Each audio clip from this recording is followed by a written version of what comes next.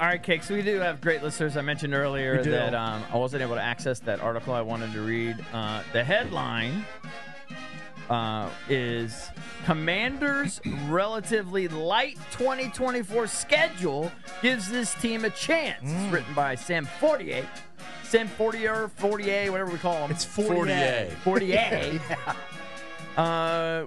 Sam comes on the show and covers the team.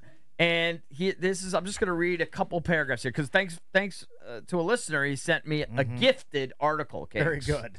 The Commanders' rebuild starts with a relatively easy schedule that is the lightest in the league by travel. Ooh. I think you saw that meme yesterday graphic, whatever. Yeah. This team travels the least. They travel 10,550 miles this year. Their longest trip will be out to Arizona.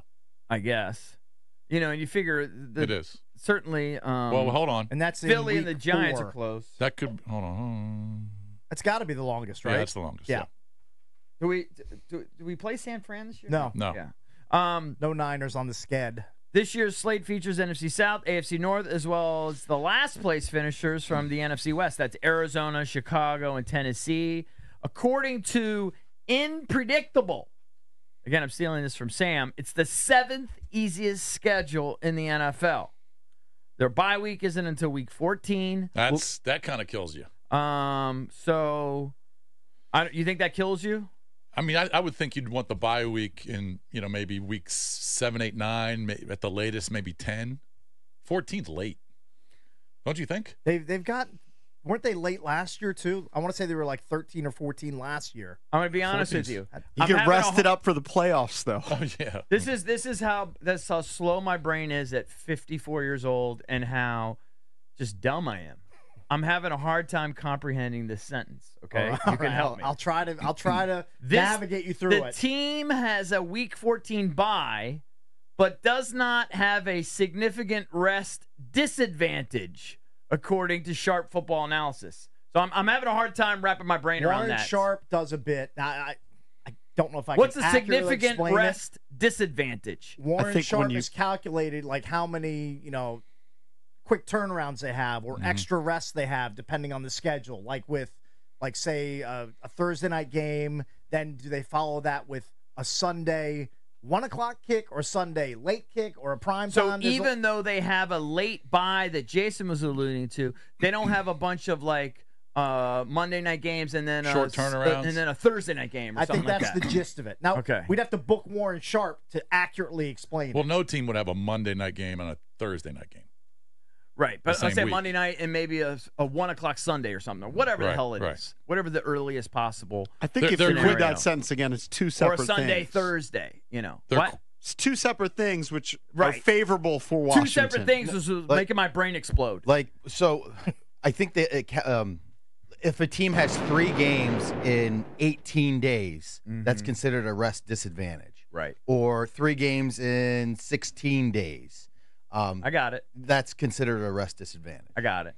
But JP's right. I was conflating the bye week and the rest disadvantage. I thought they were talking about when you have your bye is advantageous or not or whatever. I think the Ravens at some point during the season in the back half have 2 games in 10 days.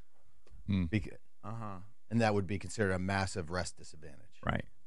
Well, and then Washington has. Does it play out? Does Sharp figure out that it actually plays out and you do worse? So I guess that's the point of the stat. Yeah. You actually do worse. Yes. Do. You just said do. I know. You do worse. Hey, the Commanders have 3 games in 11 days in one stretch. How many? 3? Right. They play the Giants on November 3rd. Right. Then they play a week later against the Steelers. And then they play 4 days later in the Thursday night game against the Eagles. That great. It's just the quick turnaround. Yeah, right. Because then you got to play Philly on a short week. By the way, at Philly at 8 a.m. today, we're going pick by pick, final pick for the schedule. Right. Today, in 48-ish minutes. And I'm gonna free willy that. I've got it right here. I'm going all tingle. I've got it right here. I know. You got 10 of them. All right, you got 10 wins. He might have 11. We already know that. You've been telling everybody all week. You don't know that. You might know it though. You may know. I'm very close.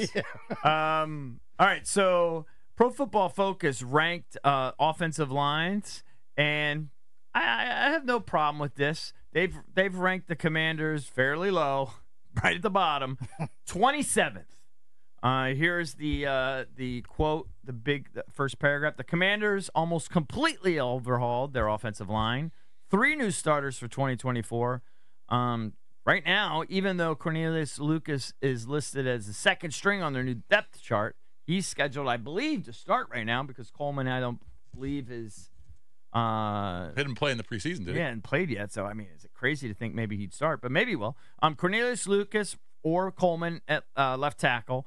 Then they've got Nick Allegretti, of course, who's expected to play at left guard. Yep. Tyler Biadasz will start at center. I think that will be a huge upgrade, actually. Should be. They spent good money on him. And then, of course, you have your stalwarts on the right side. Sam Cosmi, who, all kidding aside, ranked 4th amongst guards in Pro Football Focus's grades for last year. How you described Andrew Wiley as a stalwart. Well, I know. I did that somewhat tongue in cheek. I like it. Wiley, though, returns for his second season, much maligned. A lot of us fans like to pick on Wiley. Although I've heard that some people say the way Kingsbury runs his offense and moves his tackles around and everything, he actually is a good fit for this. So we'll see. We'll see maybe if he doesn't maybe perform a little bit better to our eye. I wonder if the season. Offense is going to run that quick-hitting throws as often as we saw in that second preseason game. Yes. I would imagine you got to throw the ball downfield more than that.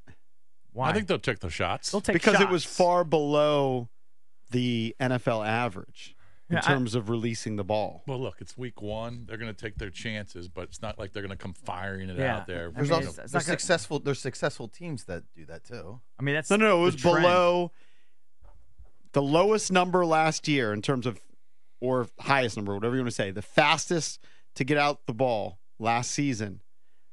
The Commanders in game 2 were below that. Like if that was 2.2 seconds, they were at like 1.8 seconds. I don't have the exact numbers in front of me. I think he was getting rid of the ball at 1.8, Jaden Daniels, in the preseason. Yeah. I mean, there'll be some longer developing plays for sure. But by and large, when you have a terrible offensive line, you don't have massive deep threats. Yeah. You're going to do what the personnel does. And I think that's also what Kingsbury does. I mean, I don't know. I think he'll take shots, but I don't think it's going to be a main feature. But as long as they move the chains, shots. I don't care how they do it. There'll be some Terry McLaurin over-the-top deep shots. I mean, they're not going to major in that, but of course. that'll be part of the offense. They're not stupid. They'll stretch the field a little bit. I think you're also going to stretch the field when they over-pursue Jaden, and he takes off, and Cakes is got his pants down around his ankles. You're going to be excited when you watch Jaden run. You're probably right. I might baptize you as a Skins fan. You're going to baptize me? This might be the year. Maybe. You never know. This might be the year. I'm vulnerable. You're very vulnerable. You're very pro JD. I'm a free agent. You're a free agent. I'm an NFL free agent. You don't consider the Raiders your team anymore? Oh, he can't. If you abandon the Raiders. I've divorced the Raiders. It's publicly. How many Commanders are on your most important fantasy team? 1. And His JD. name rhymes with Schmaden Schmanuels. And he's the backup. Oh, he's No, the he's a starter. starter. He's Where's my your only starter? quarterback. I'm putting all you know his what I'm doing? eggs. I'm all in. All the chips are in the middle. Can I baptize you? I don't know. We'll see. Baptism. We'll see. You- I could be vulnerable. I think you're vulnerable. I could be susceptible. Take the hat because off. you're a I JD could guy. start, I Water could on the start head. drinking the Feldies, Kool-Aid. Can you think of the bit? We'll get some church music and everything. I Get don't some want to be. holy water. Listen, Of course. I don't want to do anything that's anti. I'm Sure. not mocking. No, we'll do it respectfully. I'm doing it in a respectful way, but I want to baptize him as a Skins fan. Because I was close about 10 years ago. And he bailed. He's like he like left the bride. The one thing that really murdered me was Altar. was rooting for Daniel Snyder, a Daniel Snyder owned team, and now Can you really baptize? Can you really baptize a guy who doesn't know the Rigo drill?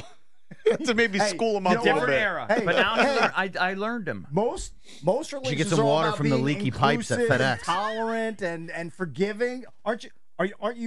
Don't you worship a forgiving God? 100%. I Well, there forgive you for not Forgive knowing the me. Rigo drill. Just forgive me. He didn't know what the Rigo drill was. He didn't know the Rigo. So he's the newest I Commander think I'm going to Skins fan. baptize you because I can tell you've turned a corner. I don't have to be a weird HTTC guy on No. Twitter though, right? Like I don't have to I'm be not a an like HTTC. total maniac. Like Am I an HGTC guy? No, you're I'm not. reasonable. You're rational. Thank you. You're a rational person sometimes. He's not that rational. Yes, I am. I'm rational. He thought Carson Wentz and Sam Howell were going to be silly. No, 51-49. Go to the tape. But I do back my guys. Now, if you baptize me as a Commanders fan, do I have to be a super diehard? I can just be like a No, here's what. a medium to Here's above average Here's Commanders the fan. test for you. It Yes. has to hurt when they lose. It's going to be tough for him. There's only one It thing has that's to going to hurt. hurt You know him is what? Let me just tell you fantasy. this. If Daniels plays well and puts up numbers and they lose, he's not going to care too much. Yeah, I'll be fine with it because I know fantasy's ruined your brain. Yeah. You have to. No. It has to pain you when they lose. that part might be tough. You have to come in here and walk into this building knowing that these guys are going to mock you. Yeah. And it's just going to be hell on days after losses. I don't know that I can make like if the he's never Commanders gonna feel lose, that it's way. gonna ruin my Valdez day. will talk about how great the Ravens are. Yeah. Drabby will just mock and just say they're always terrible. These two guys, they'll laugh. They don't care. You have to No, I be want them to- pained.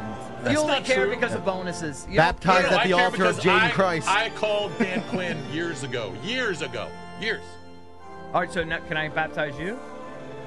Nah, I'm not that into it. Yeah. All right. So all right. But I want him to do well because I like Dan Quinn. And I Okay. think he's a good I coach. believe that, but it needs to hurt. In the name of the Yeah, it's not gonna Father, hurt. the Son, and Jaden Daniels. Oh, I that whole can't bit. do that. I can't do that. Can't do that. My mother would kill That's too me. blasphemous. That's a little bit too much. Okay. That's a little too much.